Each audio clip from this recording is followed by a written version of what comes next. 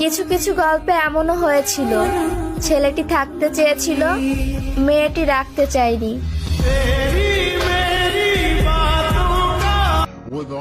Cigarette খাওয়া এক ভাইকে জিজ্ঞাসা করলাম, ভাই আপনি সিগারেট খান কেন? সেই ভাই মুচকি হেসে বলল, তার সাথে কথা বলার সময় সিগারেট ছোঁয়াই ছিল বারণ। দিন শেষে সেই মানুষটাই আমার সিগারেট খাওয়ার কারণ।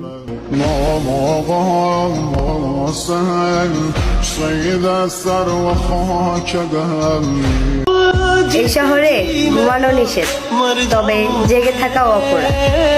অনুমতি আছে মৃত্যুর, কিন্তু আত্মহত্যা মহাপাপ।